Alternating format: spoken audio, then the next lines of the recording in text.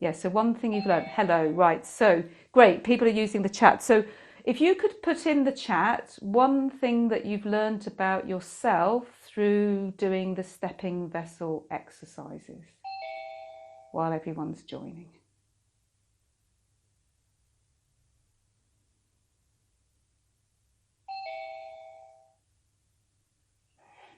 Oh, I've just remembered. Actually, I haven't start.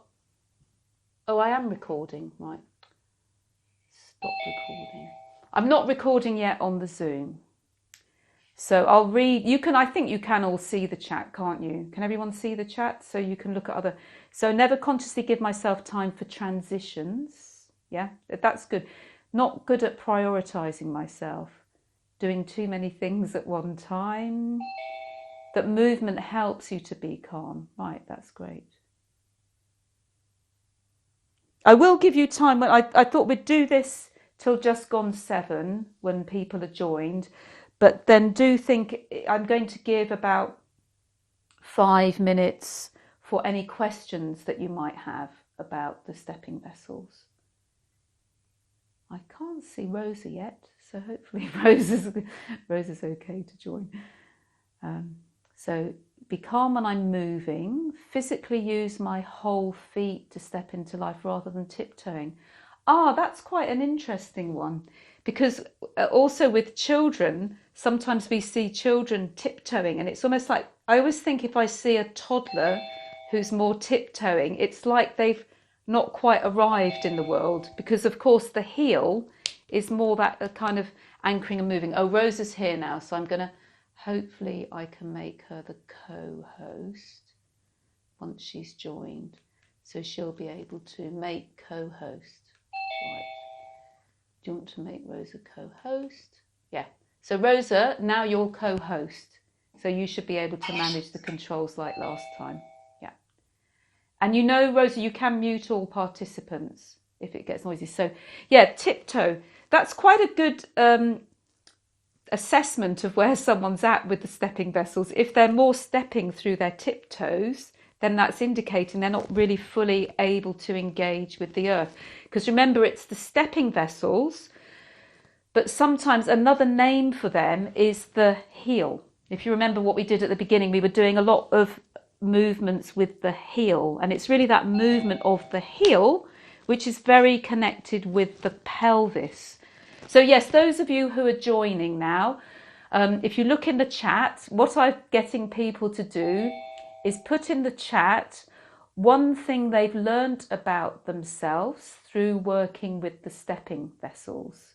So okay, what time did we start? Well, we start at 7, but I asked people to join a bit early so that we can have time to arrive. And what we're doing while people are arriving is people are putting in the chat box what they've learned about themselves through working with the stepping vessels. So anyone who's just recently joined, do feel free to type something in the chat box about what you've learned about yourself through doing the stepping vessels. And I'm going to go through some housekeeping once.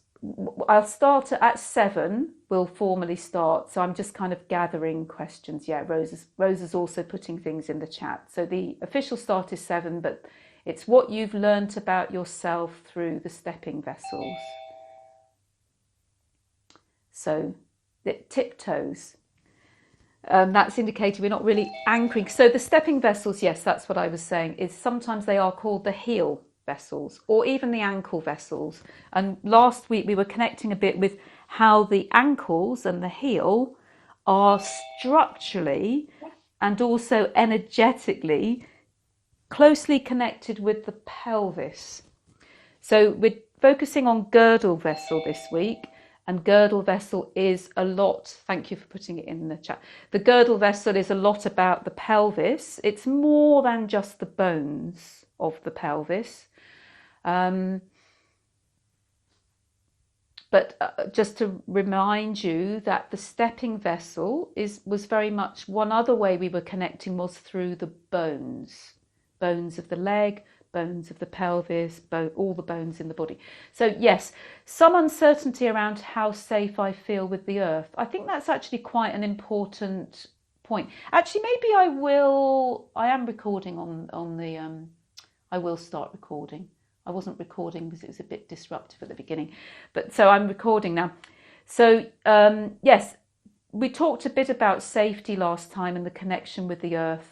So I'll just, before it goes off my Zoom chat, enjoying the memory of childhood textures in my feet, found it playful, sand, rock, grass and puddles. So I think it's worth reflecting if we find it difficult to connect with the earth. So part of that can be shown by walking on tiptoes, which Birgit mentioned, and not really syncing with the feet, with the heel. And April was mentioning about not feeling safe. Maybe ponder over the weeks why you don't feel safe with the earth. And it may be something related to childhood, because childhood, ideally, we're free and we play and we explore and we feel safe, but that isn't always the case.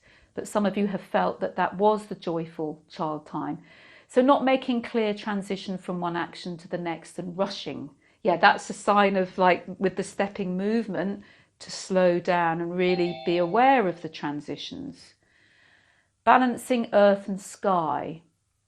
Walk during sessions of work. I don't completely get... Oh, walk. So when you're working, have a walking movement. I didn't quite understand that from Colin. But the conflict with myself as stepping into life and stepping into myself. Yes, that's a lot the kind of emotional and psychological. How do we stand on the earth and how do we present ourselves as I'm here? And yeah, stepping into life, but stepping into myself, being myself in life. Great. Okay, that's all very interesting. So it's okay, we've got some more. They should be done more often and slowly. Then grounding was easier. I've learnt to trust the earth and pause on the earth, take my time on the earth. Yeah, what I'd say should definitely be done more often, but sometimes remember there's the yin and the yang stepping. So there's the yin, which is the more inward, and the yang, which is the more outward, which relates to our previous comment about stepping into life, stepping outward or stepping inward to myself. So there's this yang is the outer, yin is the inner, and there's a yin and a yang stepping vessel. So it is really that balance of inwards and outwards. I think I'm recording. Does it seem like I'm not recording? No, it should be recording. Stop recording, yeah. So I think it's a lot about tuning in. There'll be moments in the day when you want to do the movement more quickly. And then there'll be moments when you want to do it more slowly. And it also depends on where you're at in your life, what you're doing, partly the time of day and the external situation, but partly what's going on for you and how. That's why I was encouraging you last week to play with the stepping movement, and some of you were doing it really slowly and some of you were doing it really quickly. And it's often a movement. It's really listening to your body to feel the rhythm of how slowly or quickly you want to do it. So great. So now that's 7 o'clock. Well, it's a few minutes past 7 o'clock, so we'll get started. So I've a few housekeeping things in the sense of, I'm aware that last week we sort of, with the slight technical difficulties at the beginning, I didn't necessarily give you a bit of an overview. So a few people have said they found that there was quite a lot of materials for everybody, but it's really, I appreciate the first week last week, and that's what I had meant to say to you last week, was there were quite a lot of materials in the first week, because some of the materials for the first week are recordings and introductions of what are the extraordinary vessels. And so I wanted you to have that as information that if some of you know the extraordinary vessels quite well, some of you don't know them very well. So I thought if I put that core information in the first topic, the first week, you can come back to it. So I'm not expecting those of you for who this work is less familiar, I wasn't expecting that you absorbed all of that during the first week. That's there really for the whole duration of the course, as is any of the material. So you might want to dip in and out of that. Every other week from now on, the main parts of the material are quite an extended visualization on an aspect. Are you concerned that I'm not recording? I thought I had pressed on the recording.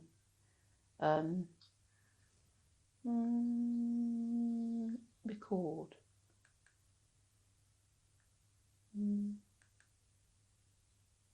I think it's not. I did press a recording icon at the beginning, but also, I don't know if any of you did look at the recording from last week. I'm actually recording it also on my computer because the quality is better than Zoom. And when I recorded it, I recorded just me. So you're not all in it, and it's clearer to see me. I mean, I can switch in the Zoom, I think. Let me see if I can do that too. Oh no, that's breakout rooms. There is a thing on Zoom where I just switch to the speaker view.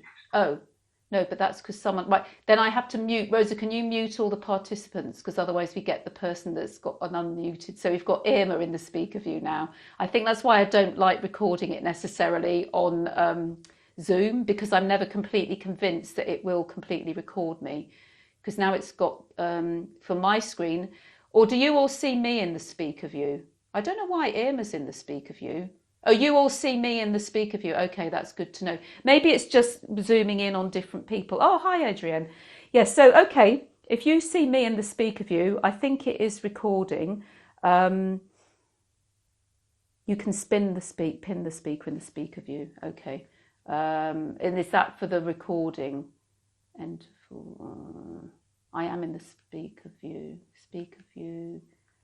Pin the speaker. Well, I'm not actually recording it from this one. Maybe Rosa can do that. So I'll just, because I'd get, if I get too distracted by all of that. So, oh, okay, if you record on the iCloud, it records. But I'm also just so that you know, oh, spotlighted my video. Okay, thank you, Rosa. But also I am recording it on the on my computer, and that's the recording that I put on, that I've done. So, sorry, now I have to go back to, yes, the materials. So the extraordinary vessels in week 1, that's material to come back to. But in all of the other weeks, I'd say it depends how long you want to spend doing creative reflections. Because in each week, there's a visualization that lasts around about half an hour, which goes in more depth, so you can really feel the quality of the vessel. Then there's also an exercise for the vessel, and that's usually about 20 minutes or so. Some are a bit shorter, some are a bit longer. And then there's the journaling, but I've now retitled that as creative reflections, because we became aware that not everyone likes to journal or write. Some people want to take a picture or do a flower arrangement or do an activity as a way of reflecting and absorbing. So that's what we're now encouraging people to do, and to share some of that. So altogether, I would say in terms of the actual activities, it's about an hour, but then maybe another half an hour to an hour of doing whatever your activity, reflective activity is. So you can spend an hour and a half, or you could spend 5 hours. It's really up to you. And some of you are therapists who know all the points. You might want to integrate some of that in your work with clients. Some of you are yoga teachers, you use the exercises. So it's really up for you. Each member can record as well. Okay, thanks. So Karen and Rosa can kind of communicate. So that's the house. I think that's all the housekeeping. So this week, so each week, just to check that you all know that you should be receiving emails which give the main links for each week, which I send on the Tuesday. And I asked you just before this evening, there is a text, yes, I forgot about the text, a text on each of the vessels, which I've, in the process of rewriting all the descriptions to make them more accessible to anybody and make them a bit more direct and meaningful and give them personality types and parts of a tree and all these kind of different things. So it's useful ideally before the week when I'm introducing a new vessel that you just read. It's only usually a page or so of text. Great, so now I think maybe we could just invite any questions, any clarifications that anyone wanted to know about the stepping vessels before we move on to the girdle vessel, which is what we're going to do today. But to be honest, from your feedback, I think you've really got the essence of them, and from some of the journal entries as well. So any questions, you can type in the chat. So if there's no questions, then I'll carry on. Does that seem okay? No one said anything. Okay, good question. When is it created? Aha. I'm going to try and give a simple answer to this. In the womb, we could really say that at the moment of conception is really when all these extraordinary vessels are created, which is why they're so powerful, because they actually exist before we take our physical form. So moment of conception, the sperm and the egg come together and they create a wholeness and a unity, which is that fertilized egg, as the DNA fuses in the first 24 hours after conception. And I think it's quite good to see that really all of these 8 vessels are interconnected. They're all there from the beginning and there's a wholeness to them. But as maybe a lot of you know, then from that first cell you get 2 and then 4, sometimes it's 3, then 8, 6 or 7. 8, it's very interesting, out of those 8 cells, they can become anything in our physical body, but they also will create our placenta. So it's actually not just us, it's our support structures come from that egg. And I'm mentioning this because later some of the visualizations are about connecting with our placenta, because our placenta is part of us. It's not part of our mother. Well, it's part of our mother in the sense that she gave the egg, but it's part of us as much as our physical body is part of us. And the umbilical cord and the amniotic fluid, that's all part of us. And that's why I find the extraordinary vessels so powerful, because we're self-contained in these early stages. It's before the placenta's formed. Before we need to connect with our mother, we're self-sufficient. But then the cells, as we know, start differentiating between who are forming us and forming our placenta. And then in terms of the physical body, probably most of you know we develop from the midline. So in terms of order of the vessels emerging from this wholeness, we can say very much that the center line, which many of you are yoga teachers, the Ida and Pingala, the Sushumna line, the center line, the spine, the nervous system, that's very much conception vessel, governing vessel, and penetrating vessel, which we will come to later.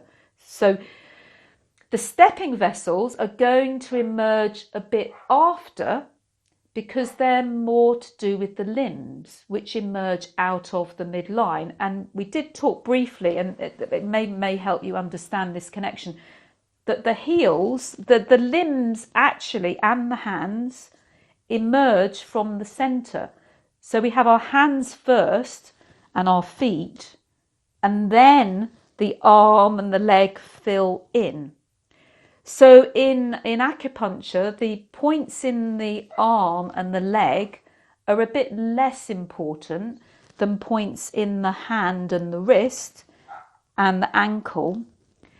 And the hand very much connects with the heart because it's come from the heart. And the feet very much connect with the pelvis because they've come from the pelvis. And obviously when we're in the womb, we're not stepping very much, are we? So the stepping vessels are going to become a lot more important during the first year of our life. Well, when we step, which is round about age 1, and that's the child energy. But of course, in order to step, we have to have a strong spine and all the other things are working together. So I could go on about this for ages because I find embryology quite fascinating, but I think I should get on now to the girdle vessel. Is that okay for everybody? No more questions. But of course, do feel free to email me during the week if there's anything you'd like a bit more explanation on. So now we're coming more back to the core. So some of you may know I talk about like the stepping vessels and the linking vessels, which we'll do in another week, are a bit more connected with the outer world. And of course, the stepping is very much the earth. But the girdle, which is what we're doing this week, is a lot more our inner world. It's more related to the midline. Yeah, I do have a whole course on embryology. Well, a whole course. There's quite a lot in another course that I do. So the pelvis is, of course, the girdle vessel is really the whole area under our ribs. So it's quite broad. In fact, I'm going to get you to connect with it in a moment. Just sit back a bit. An image I like for the girdle vessel is like a girdle or a belt. Again, I think a lot of you working with birth will be working with rebozos and cloths. And those of you doing shatsu, hara, Japan, hara belts, are wrapping around. It's quite broad, so it's all under the ribs and it wraps around and around. And it also goes through the perineum and connects through the front and the back. So it's a very broad band, a broad girdle. So really think the top is the ribs, the bottom is the perineum and the top of the legs. And that's the girdle. And so it's connecting a lot with our womb and our kidneys, the Ming Men, the gate of life. And it's also therefore connecting with the spine, the lumbar spine, the lower part of the back, as well as the pelvis. So that's actually why I quite like this, using the pelvic model, because this is really also the spine is part of the girdle. It's not only the pelvic, the ilium and the ischium. It's not only the pelvis. It's a little bit higher than that. So what I'd like you to do is feel the girdle in yourself. So I would like you to feel, to notice actually first, what material do you have around this part of your body now? Do you have perhaps a tight belt or a narrow belt? Or do you have a much broader? And is it tight or is it loose? Or do you have nothing? Because even before we get into the girdle, it's good to connect with how you already are connected with it through what you wear. Because this is really the outer layer of the girdle. And it's represented by the type of things that we wear, and how also do we feel? Do we want to be holding everything in or giving a bit more space? So just pause for a moment to really feel, how do I connect with this area on the outside? And maybe, even just feel, now start to rub a little bit, feel the cloth Then start to feel your skin and your muscles. This is more the outer layer. And girdle is considered, it's complex, not complicated. There's an outer layer, which is like this cloth, but it goes all the way through inside. So in a moment, I'm going to invite you to just close your eyes if you feel comfortable and start to connect inside, because you've got the bones a bit deeper, but then of course you've got much deeper muscle groups. Sorry, I didn't mention, of course, you've got your abdominal muscles and your pelvic floor, the outer layers, but you've got much deeper layers of muscles going inside.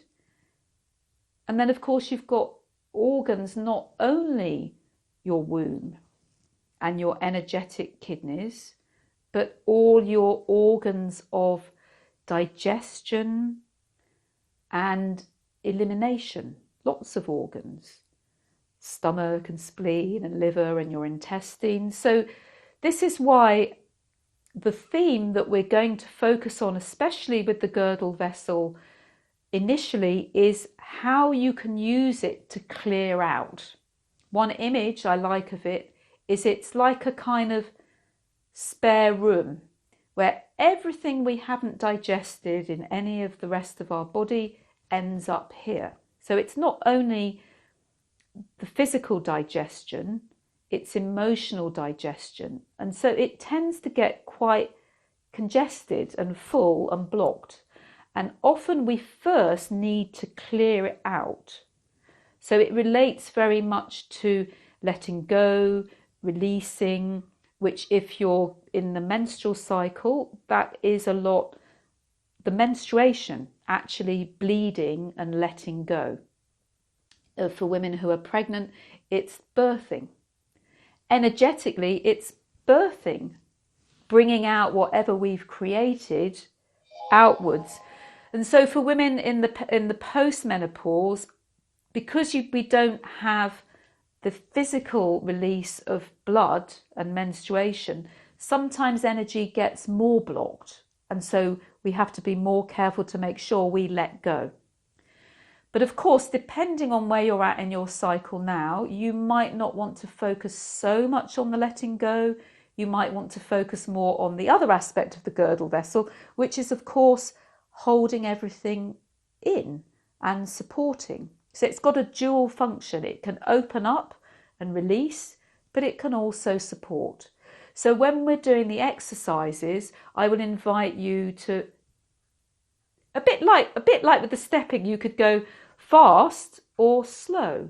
And with the girdle, you can do much more supportive, slow movements or more opening and releasing movements. So before we go into the movements, let's just arrive and go more inwards and now get more into a feeling part, less in our heads and more just feeling the experience of the girdle vessel. So with your eyes closed, just breathing out and slowly bringing your attention down inside this big space, which is more than just your womb, the whole area between your ribs and your perineum. And as you breathe with each out breath, you can probably feel your abdominal muscles drawing in, your pelvic floor drawing up. And then with the in-breath, more space. With the out-breath, more of a drawing inwards.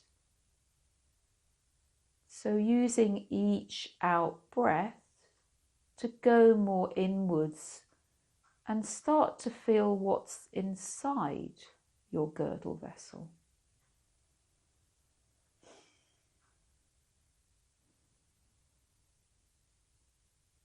Noticing if you feel, does the energy feel more held and maybe congested, so you're wanting to release or let go? Maybe you're even bleeding. So that's the girdle vessel opening. Maybe you're just before you bleed. So that's the girdle vessel getting ready to open. But if you've just stopped bleeding, then you may well feel more of an emptiness here because, of course, you've opened up and let go. So just feeling, does your girdle vessel feel more congested and full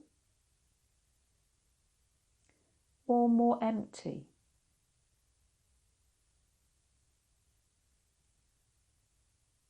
And often there can be a mix. There may be some areas where it feels quite full and congested, but perhaps there are other areas which feel weaker and more in need of support. So just really tune in and sense these areas, sense the qualities for you now.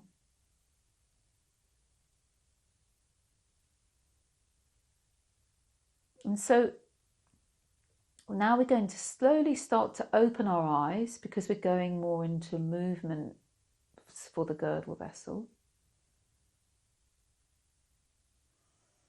And I'll just share the mudra for the girdle vessel. So these are mudras that I've been inspired by yoga and Kriya mudras, but they're ones I've come up with myself, basically using a lot of the points and the energies that are connected with each vessel. So for the girdle vessel, it's actually paired with the penetrating vessel. We bring our thumb, our middle finger, and our index finger together, and we extend our ring finger and our little finger.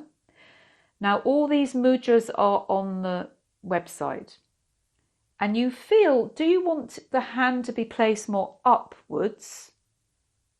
So you've got thumb, middle and index together, and little and index, sorry I get my middle and index and little extended. And the hand could be facing up, which is more inviting spaciousness and opening. And you can rest it on your knees. You can't quite see that, but you can rest it on your knees. Or when we're doing the movement, you could have your arms open. Or you could, if you feel you want more to connect with the earth, turn the hands downwards so you connect more with the earth. The other thing I need to say about the girdle is it's not limited to just regulating this area. It actually helps to balance between the upper body and the lower body. So although its pathway isn't there, it regulates also what is above and what is below. And you probably will feel that when we do the movements. So yes, roses, or everything in this area. So basically all the organs are directly here, and it's, yeah, roses doing the Apana mudra. But the heart and the lungs are not physically within it, but they are affected by it, as is also the brain.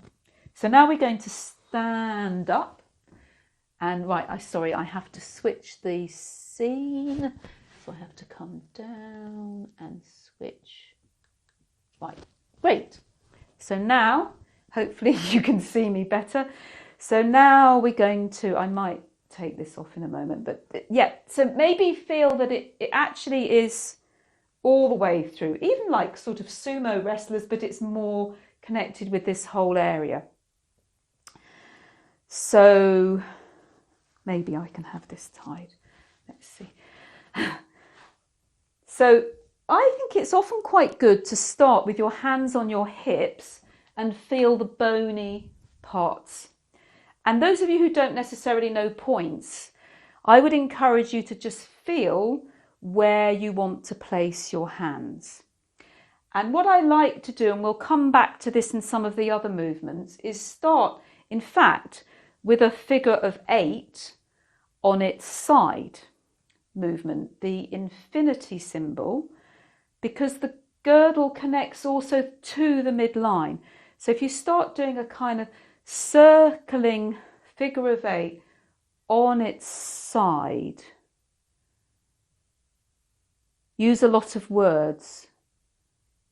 So when you mean a lot of words to explain what I'm doing more, maybe Svetlana could. Oh yes, sorry, I remember for Svetlana. Yes, right, okay. So what I'm doing is I'm standing and I'm having, I might want to have my hands on my hips, and then I move my pelvis in a way that's making a figure of 8 on its side, so that I am connecting in with the spine and the midline. And then at some point I would want to reverse the movement. Hopefully everyone gets that feel. And then I do it with the other way around. Now, I think it's quite good to start with to have your hands on your hips and your fingers are on that bony bit that's in the front, the anterior superior iliac spine. Now, you might want to do this movement quite slowly, or you might gradually, as you do it, start to speed up. And actually, if any of you do anything like belly dancing, a lot of the movements of belly dancing are working the girdle vessel. So really feel how vigorous you want this movement to be, or how slow you want this movement to be, depending on whether you're wanting to access more the support or more the release aspect. And so you may feel, by having your hands on the hips, that you feel that horizontal connection all around.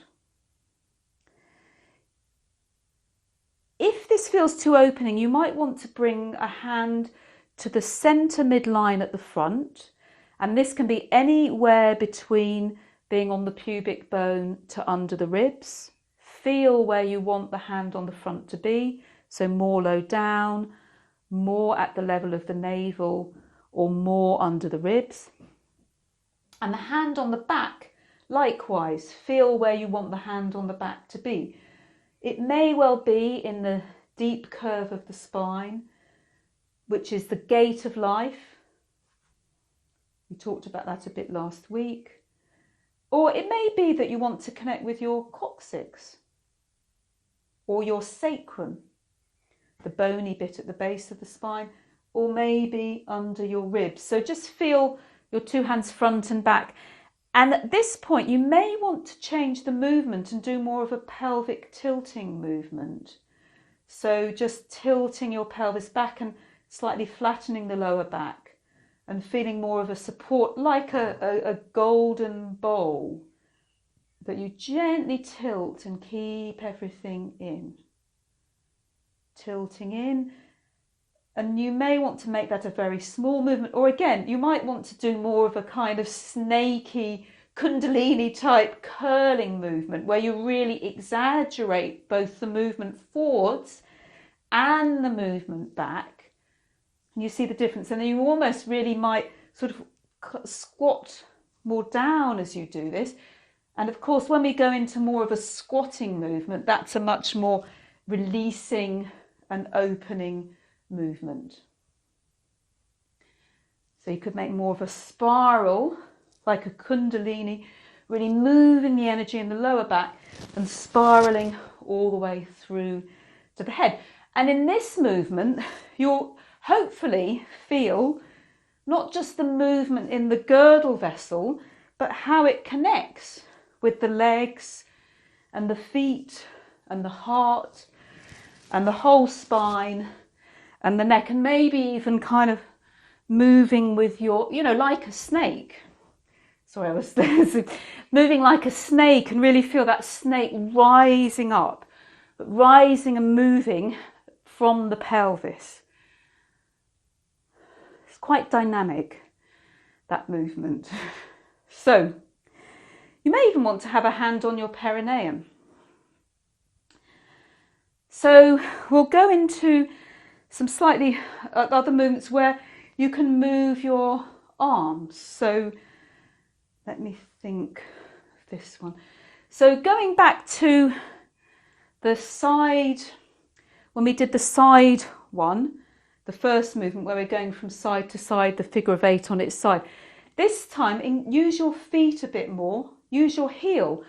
So you'll see how it does actually relate to the stepping vessels. This is a slightly different way, but we're spiraling on our heel, and feel how that affects our pelvis, because they are all interconnected.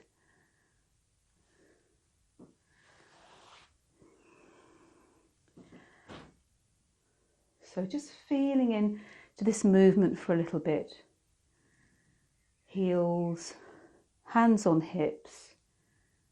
But if you want to relax your arms and feel the space around you, then go into that movement.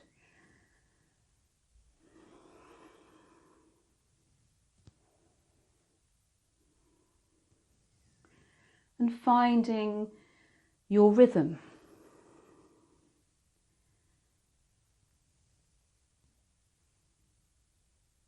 If you want to go slowly or more vigorously.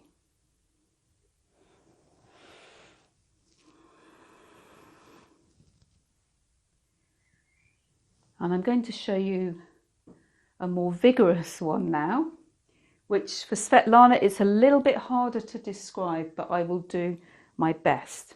So what you do is you lift up one leg and move it across your body to one side, and then your arms you bring across your body in the other direction. So if, for example, I'm lifting up my left leg and my knees coming across my body and my arms, so my left leg is going to my right and my arms are going to my left, and then I just come down, and then I do that more quickly.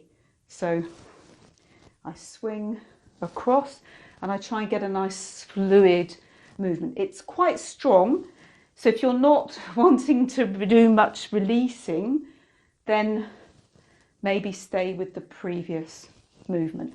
If you feel you really want to release, then feel the movement quite dynamically through your whole body, clearing out the girdle, the spare room, letting it move through your limbs.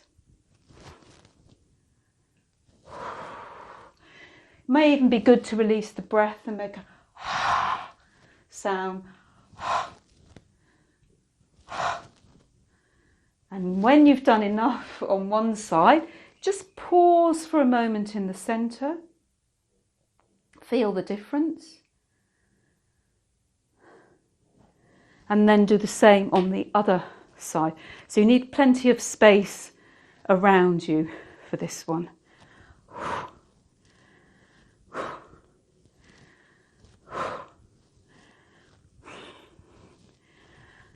And like I say, if it's too much, stay with the previous, because it's quite a strong exercise.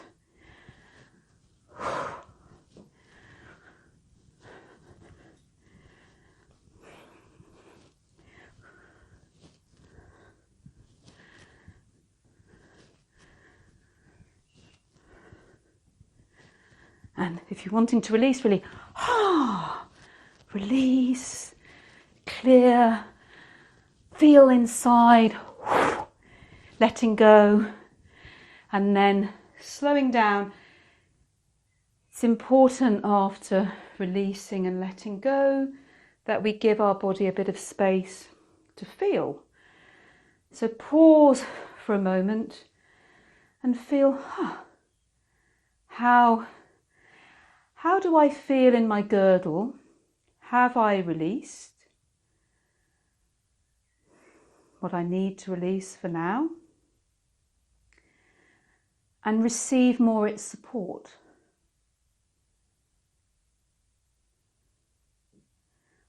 But also as we stand, feel how that may affect your legs and your feet and your connection to the earth.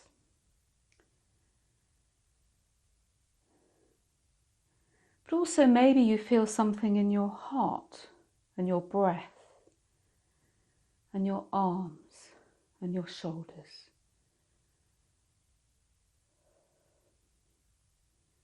And even your neck and your jaw, which are very closely related to your pelvis. So standing there are some more other strong ones, which if you have a weak pelvic floor or instability in your pelvis, they're probably too strong. So it's coming more into a standing squat. So I'll give you an alternative in a moment if this is too strong. Actually, if it's too strong, just from the moment lean against the wall and just go back to circling movements. If you want to do the stronger one, come more into a standing squat and start just rocking from side to side, just going as deeply or as shallowly, so you're either more upright or you bend your knees more. And this is really, it's quite a birthing position. Remember, the girdle vessel is one of the main vessels that will open so we can give birth.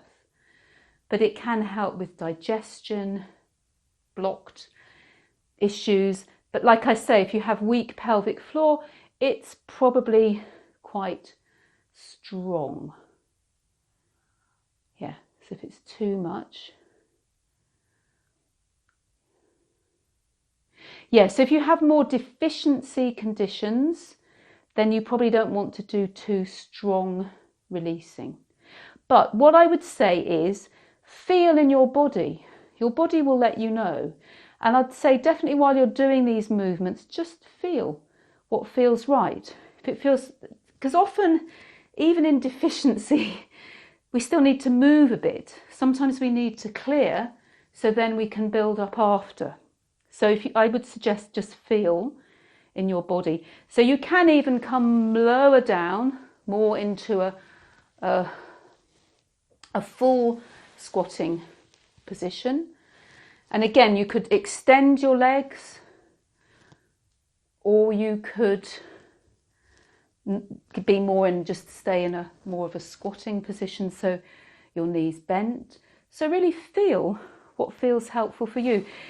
Again, weak pelvic floor, if it feels okay to be more slightly leaning forwards and not so much downwards, it may be okay because we're leaning forwards rather than a full downward squat. So just feel into what feels right. But I will give an alternative. If this feels too strong, then come on to all fours. If you have a ball, sometimes leaning on a ball can be quite nice, or leaning over the edge of a chair. And this is quite a nice releasing, a gentle circulating, but without such a strong downward movement. So try to feel that in your body, how this is a softer movement. If you have weak pelvic floor, this is probably going to be okay, as long as your joints of your wrists are okay. And even if you've done a lot of releasing, it might feel nice to just do gentle circling here on all fours. If you want a slightly stronger movement, you can come a bit more forwards and backwards, forwards and backwards. And you may, if you've got hip, you might want to just open up the hip a little bit on one side by bringing one foot up. So you've got one knee up, one foot up. And again, you could do more forwards and backwards or more circling, and do that on the other side. But stay on each side as long as possible. I just wanted to answer Christina's question, how does the pelvis relate to the neck and the jaw? I'd say try and feel it. How these different movements, when you move your hips and pelvis, what do you feel happening in the shoulders? Which, of course, if it affects the shoulders, then you'll probably feel a connection through the neck and into the jaw. But one thing we can do now is, as we're doing this gentle releasing, maybe tighten your jaw by clenching your teeth and going, and see what that does in your pelvis. Maybe you can feel it. I always think it's better to feel things. Clench. And how does that affect your pelvis? And then if you do the opposite, really, like we were doing in the standing, relaxing the jaw, notice what that does in the pelvis. And we talk about pelvic girdle and shoulder girdle, and that's no coincidence, but feel it in your body. Great. And then I think before we finish this, just feel, put your hands on your lower back, in your sacrum, the bony bit at the back. If you're not sure what this looks like, in the pelvis, it's the triangular bone, and there are 8 little bony hollows, the sacral foramen. And I find it often, if we're wanting to release, it can feel quite nice to just push back into them. You can do it yourself. Obviously, it's really nice if you have someone else doing it, but you can do it yourself and just lean back. So just feel, don't worry too much if you can't obviously feel them, just trust that you'll be drawn to the points. Just go inwards and feel the release.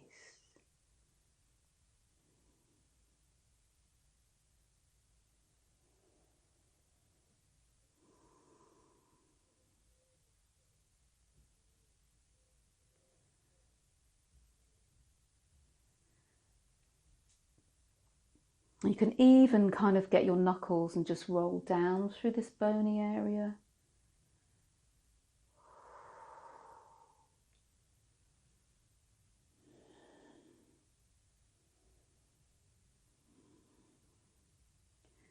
And then in a moment we're going to sit and connect more inwards. So before you sit, just feel any final movements you want to do for your girdle. Maybe you want to do a bit more release, so you might want to go into, for example, the squat, full squat, or a standing squat.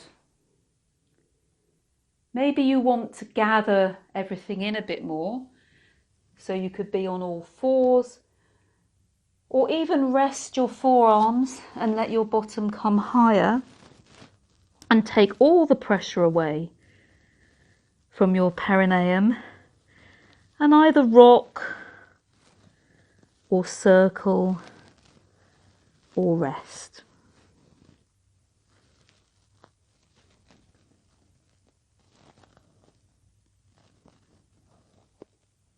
Or any other movement you feel drawn to, even lying down perhaps and doing some side stretches or pelvic tilts. So I'm just going to give you a few minutes to just intuitively explore any movement you feel would be helpful for your girdle vessel now.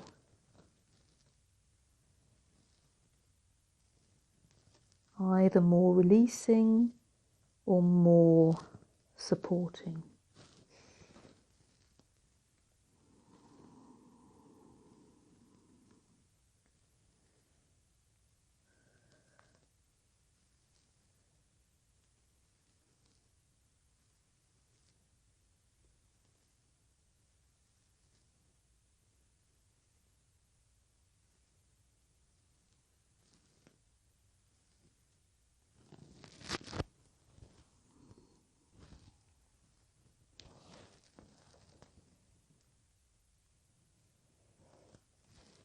When you feel you've done enough of that, then slowly take your time to come back to sitting.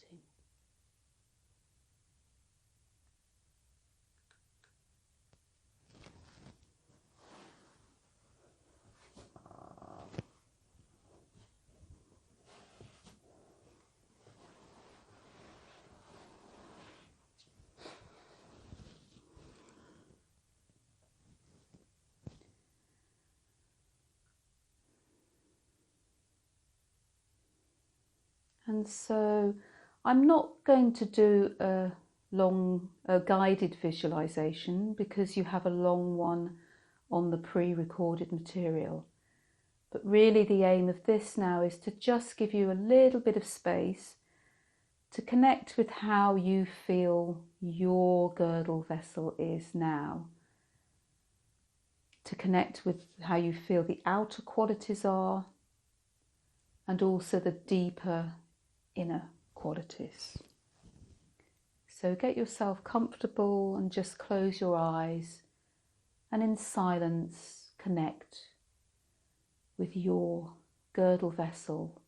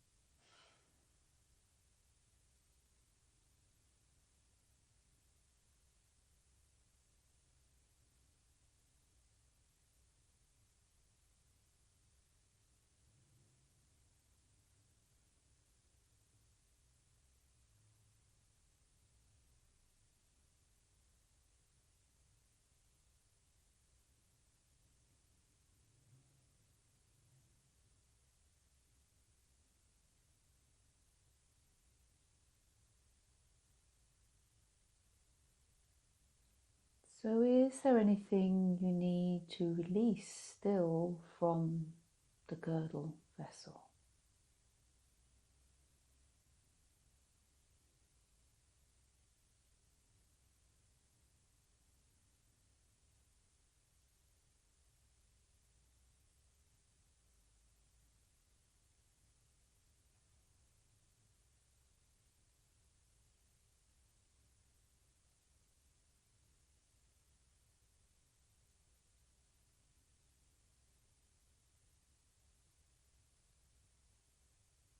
Or maybe you're needing to receive support from your girdle,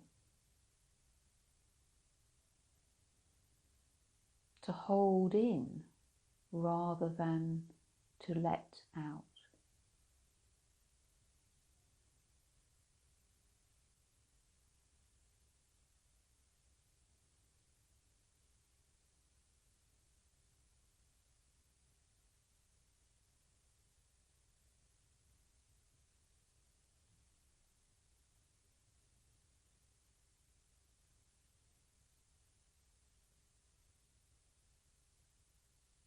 Maybe it's a bit of both, a little bit of releasing and a little bit of supporting.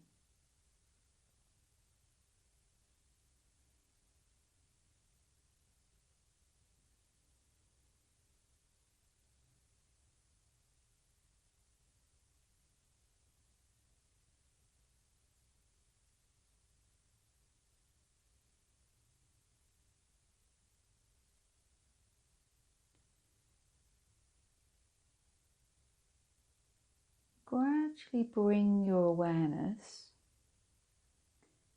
to how your girdle supports your upper body. We already connected a bit with the relationship between the jaw and the neck. Maybe just tuning in to how your upper body is feeling and any echoes of what you feel in the girdle in the upper body. How much your upper body needs supporting or releasing.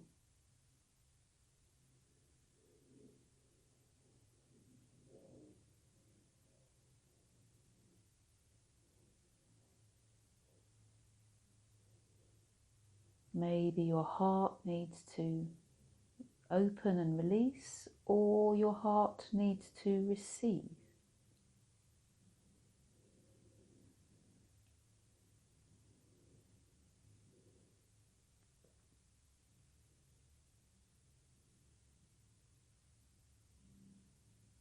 And feeling the space around your upper body.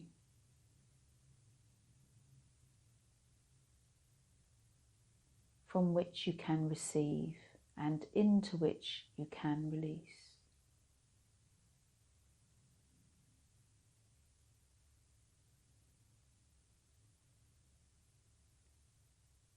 And then become aware of your lower body, your legs and your feet. And also noticing any connections you feel, any echoes of the feelings of the girdle within your legs, and especially within your feet and your heels.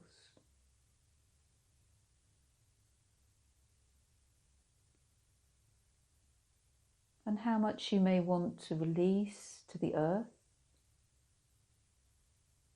or receive from the earth.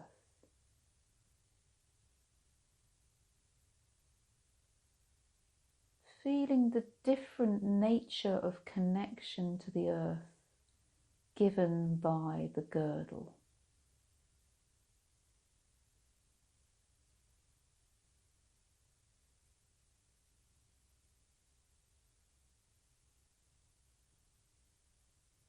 And I'm just going to say the affirmation for the girdle.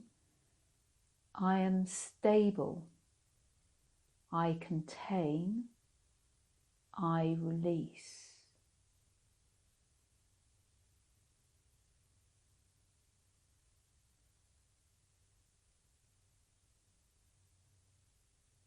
And so gradually becoming more aware of the spaces around you, the earth, which may be supporting you, or maybe it's the space where you receive more support. And bringing attention to your eyes. When you feel ready, you can gradually start to open your eyes.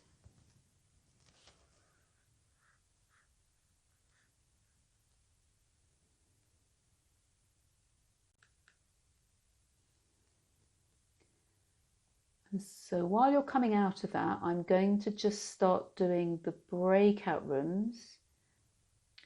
Great, so it's time for any final questions, so you can all, thank you, Emily. She's typed something in the chat. So, okay, questions, feel free to, or unmute to ask.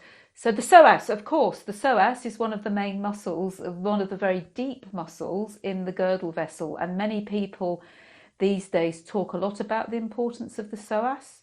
But for me, it is important, but the girdle vessel, right, sorry, I've just realised my computer needs a bit more battery. It needs to be plugged in. Sorry. So the psoas, of course, there's been a lot of emphasis on the psoas. Some people do whole workshops on the psoas, but it's only one muscle, and you have to think about how it relates to all of the other muscles and also all the organs. And for me, working with the girdle, you bring about a balance, because as I was saying, sometimes there are tightness, areas that are tight. Maybe some of you felt areas that were tight. It could be muscle groups or organs that felt a bit more congested. But then there's likely to be other areas that are loose, that are empty, that are underused. And so that's very important to not just look at one thing. And that's the beauty, I think, of the girdle vessel, is it links a lot of things. And yes, of course, it is very linked. Great that you're feeling all of this to the breath, because it's the lower part of the ribs. It's the whole movement of obviously the diaphragm. It's really the top part. I was talking about the ribs, but the diaphragm. So the breath. So you can see how it regulates the upper body, holding of the breath, the shoulders, the neck. Maybe it comes from blockages in the diaphragm or in the girdle, which is fairly. Yes, sorry, the mudra. I meant to go back to it with the meditation at the end. But I was saying in the exercises, when you're moving your arms, you could have your arms in the mudra if you wanted to. Sorry, your hands in the mudra while you're moving your arms. And the breath and the diaphragm. Can I ask a question? Unmute, just because I'm on a phone and I can who's that? It's Jenny. Jenny, yes, sure. Yeah. So I've got a thing with my diaphragm that I think it is like an old kind of freeze brace thing that I'm kind of gradually opening up, but noticing that what's that correspondence with the girdle vessel? Because I feel like that hara area is quite weak, especially just lower than the belly button sometimes, but just that linking in with the diaphragm, what would you suggest? What I would suggest so to make it for everybody is notice your weaker areas and tighter areas, not just in the actual girdle, but perhaps in the upper body and the lower body, and feel how you can use let me change my position. What I'd say is try and connect with the whole of the girdle like we did at the beginning, maybe rubbing, maybe holding, just feeling what you want to do. And then just allow yourself perhaps to be drawn to certain areas. So key areas, as many of you know, if you feel the weaker areas and hold them and support them. So if your lower abdomen is weaker, hold that. And then you said the ribs are quite tight. So maybe hold the two together and allow them to support each other. So one is able to release and one is able to fill up, because that's the dual nature of the girdle. But maybe you could do the areas that you're aware of to start with, but then perhaps hold other areas. Hold your lower back, hold the sides. And I've given in the activity now, the creative reflection and activity, there are also activity prompts. So one thing that's quite nice for the girdle vessel in terms of physically working it is things like castor oil packs, which you can put on the front or on the back. Also, as well as massaging, you can hold the points. And again, be quite intuitively drawn. Some of you may know the points. I've deliberately not put all the points in for this course because I didn't want people to get too in their head. But intuitively feel, do I want to hold here? basically any point within this area is a point on the girdle vessel. If you look in an acupuncture book, there's only maybe 10 points, but there's anything you can work here. So if you feel drawn to working the midline or drawn to working the side, go for it and start to kind of just really explore. And you may well find that quite deep emotions may emerge, because actually this is the intersection of all our energies in the body. Now, I know some of you are yoga teachers and you think of this as lower chakra, the lower chakras. Well, it is the first and second chakra, but it's much more than that, because energy wise, all of the meridians pretty much pass through here. So it regulates all energies in the body. It's a very, very powerful, kind of quite simple to work, but incredibly powerful. So be quite respectful of it and don't try to force things out. I would say work first with support and connection and then release. But for those of you that have maybe issues with more blockages, like difficulty releasing in menstruation, or maybe it may also evoke, so just to highlight this, if you had any issues with giving birth, those of you who have children, if something got stuck during your birth and you haven't yet processed that fully, and sometimes I work with women even 30 years later, and there's something that didn't quite get fully released during birth. So that's also, it may well bring up old patterns of holding related to you. Giving birth is the more obvious one. I know Jenny's Jackie, it wasn't necessarily related to birth, but maybe there's some other pattern that you're holding. Maybe does it relate to when you were a child or an adolescent, or was there some other time when you couldn't let something out? And the other interesting, oh yes, Jill's done it. Yeah, of course, your own birth. How were you born? Maybe you weren't fully able to express. So if you, especially if you were born by forceps, the energy tends to get stuck in the head and then it's not following through. So you may have lots of tightness in the neck and jaw and not relate it to something that needs to come through into the pelvis. So it can be related to your own birth. Termination, yeah, I mean, that is also giving birth and something that needs to come out. It could be something not related to birth, like a project, or could be a sexual blockage. So yeah, your own birth, just coming back to that, that is something to reflect on, because it could be your own birth. And if you were born by cesarean and you didn't make in a vaginal birth, there's lots of engagement of the pelvis and rotation. If we're born head first, then we get movement in the neck and shoulders that then goes down to the girdle. And even if we're born breech, there's a movement from the legs that goes into the girdle. So there could be something that's blocked through our own birth. So birth is relevant for everyone as a theme.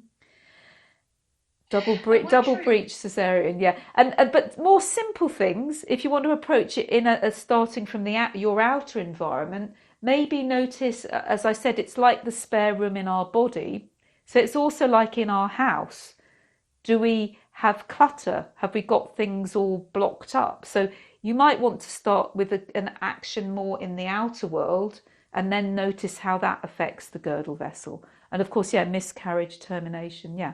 So maybe there's too much letting go. You didn't want to let go, so you need to bring the energy back in to yourself. Induced births, yeah. I mean, birth is one of the big times that the energy of the girdle vessel gets blocked, either for the baby or for the mother, or it's too opened up, or it's too quick, and the body hasn't assimilated it all. Great. Can I just say something about terminations? Because yeah. That's what, and I've never really sort of thought about it in terms of the energetics before, but because it's not you go in and have an operation, don't you? And so you're under, and something was there, and then it's not there, and there's an absence, and then there's the whole, something that we don't really talk about. Yeah. So that's an interesting one that I'm going to go and ponder this Yes, week. that's what I would There's an say. absence. If anyone, Really, and like you say, it's not really talked about that much, is it? Especially 10 years later, 20 years later, that maybe it's that's wasn't fully processed. Anything that's not fully processed at the time will come up some other time. And to be honest, for me, that's one of the things that I find in the menopause or the perimenopausal years. It's an opportunity for us to, they're gateways, as I've mentioned somewhere else, I think in the introductions, gateways. So it's an opportunity to process things. So lots of things can come up and it can feel pretty intense, but rather than see it as like, oh, why am I feeling this and this? It's like, oh, this is coming up because it's something that now I have got an opportunity to process. And so, yes, conception, thank you. I know there's some people who are working with themes of conception. Yes, especially that releasing and clearing space so that we can welcome something new in. If it's all clogged up, so in that sense, think of your house and the room, and that's an image I use if you read the text of the girdle. If the room is all filled with things, how can anyone come and visit you?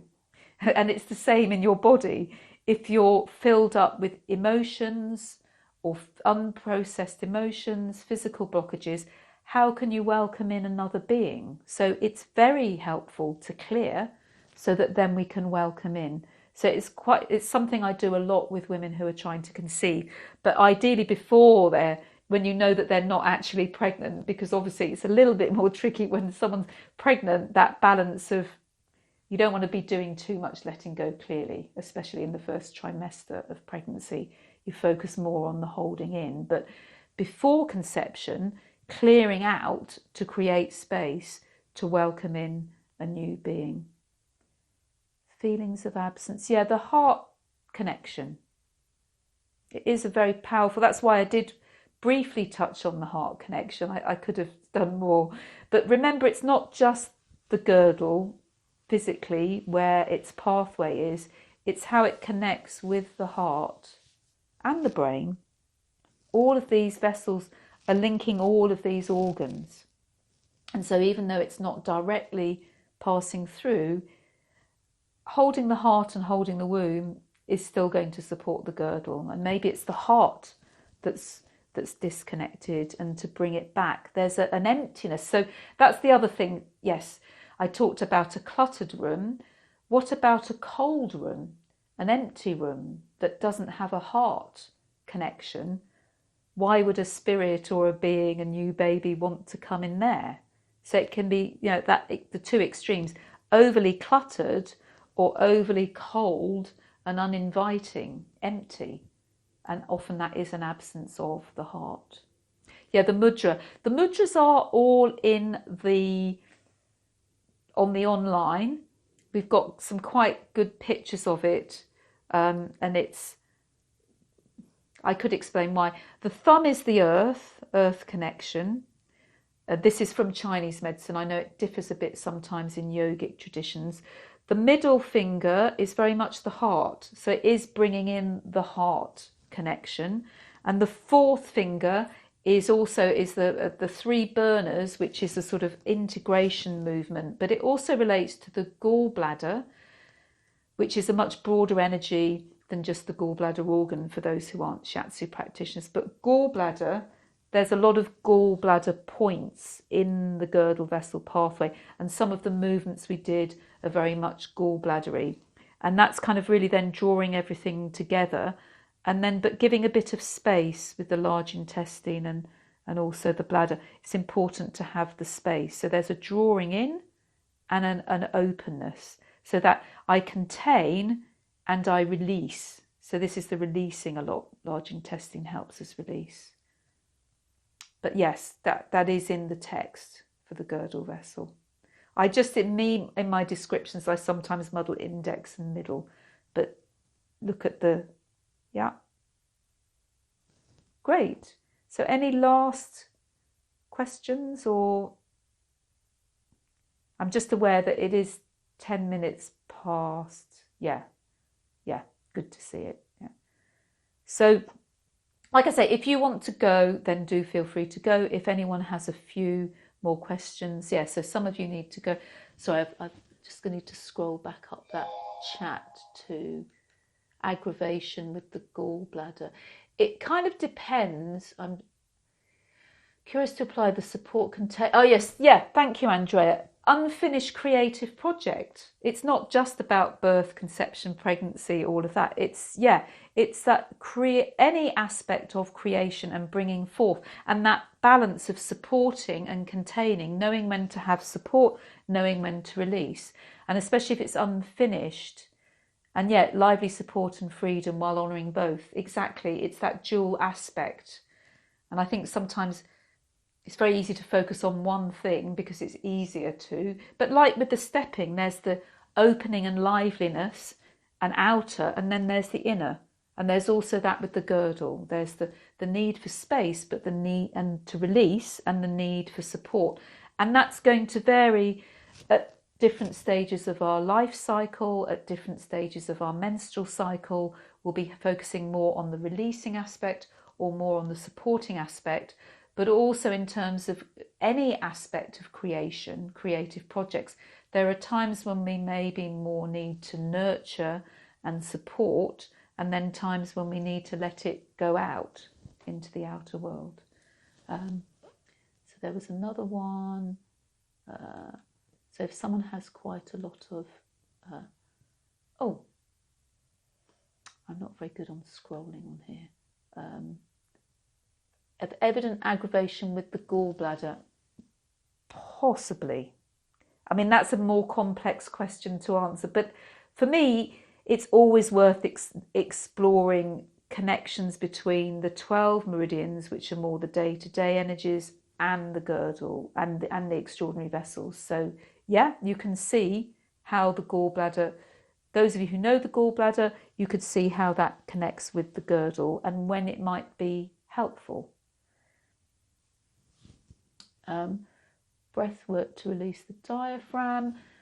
Okay, well, just a very simple thing. Just put your fingers under your diaphragm, and as you breathe out, lean forward. It's quite powerful, and I wouldn't do it if you're heavily pregnant. I don't think anybody is heavily pregnant, but that's a really good way. And then you repeat that. Don't do it in the centre because that's not very comfortable. That's not going under the ribs, but just a little bit out from the centre, and then you can go all the way along the ribs. And at different phases of your cycle, sometimes it can feel pretty uncomfortable. So obviously do listen to your body. You're basically giving pressure all under the diaphragm, and you have to feel how long you want to do it for and how deep you want to do it for. But that's a good because even just doing that bit is released quite a lot. So that's quite a good simple technique, and great. And the diaphragm, yeah, don't forget the connection with the upper back, neck and jaw. If there's more support here, then you can release the neck and the shoulders. So yes, is everyone okay if we wind up there? Bear in mind, yes, so before you go, encourage your groups to share, because as you can see, there's a lot of things that you can be sharing, a lot of different themes. I've tried to group you in groups that have a mix of different themes, some similarities, some differences. Explore your themes, use WhatsApp, use Facebook, or if you prefer to just do it on your own, do drawing or reflective activities. So I've given quite a lot of journal prompts and activity suggestions, but they're just starting points. It's up to you what you want to do. Great, okay. Thank you everybody then. Good night, and I'll see you next week.